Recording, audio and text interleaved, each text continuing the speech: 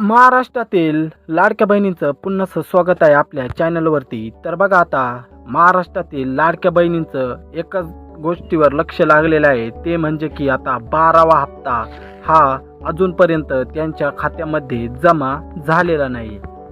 तर या हप्त्याविषयी GR सुद्धा आलेला होता, तर आपण ते पुढे व्हिडिओमध्ये जाणून घेणार आहोत. परंतु बघा, हा हप्ता लवकरात लवकर जमा व्हावा, तर असेच सर्व महिलांना आता आशा लागलेल्या आहे. तर पुढे बघा की GR मध्ये काय सांगितलेले आहे. तर मुख्यमंत्री माझी लाडकी बहीण योजना, तर ह्या योजनेअंतर्गत निधी वितरण करण्याबाबत GR आलेला होता. तर हा GR बघा 30 जून 2025 रोजी आलेला होता.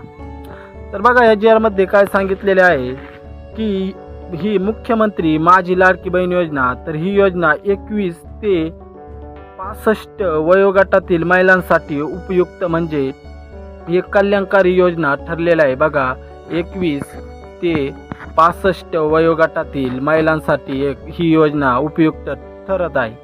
तर अशा महिलांना बघा की प्रत्येक महिन्याला 1,500 रुपये हे त्यांच्या खात्यामध्ये ट्रान्सफर करण्यात येते. तर बघा, आता 1,500 रुपये हे महिलांच्या खात्यामध्ये ट्रान्सफर करण्यात येतात.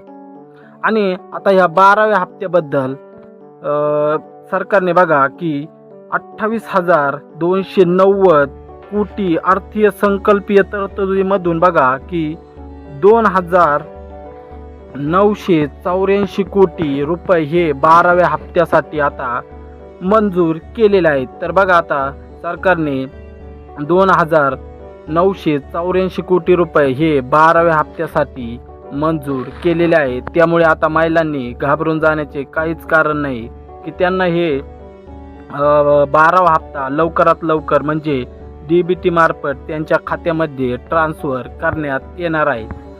तर बघा, आता ह्या 12व्या हप्त्याबद्दल GR सुद्धा आलेला होता. तर त्या GR मध्ये सांगितलेले होते की 984 कोटी रुपये या योजनेसाठी, म्हणजे 12व्या हप्त्यासाठी मंजूर झालेले आहेत. तर कधीही हा हप्ता त्यांच्या, म्हणजे महिलांच्या खात्यामध्ये जमा होईल असे आता सर्वांना वाटत आहे.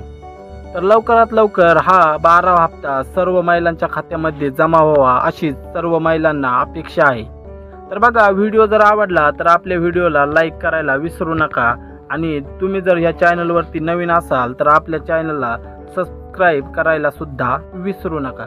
तर भेटूया अशाच नवीन लाडक्या बहीण योजनेअंतर्गत अपडेटमध्ये. तर धन्यवाद.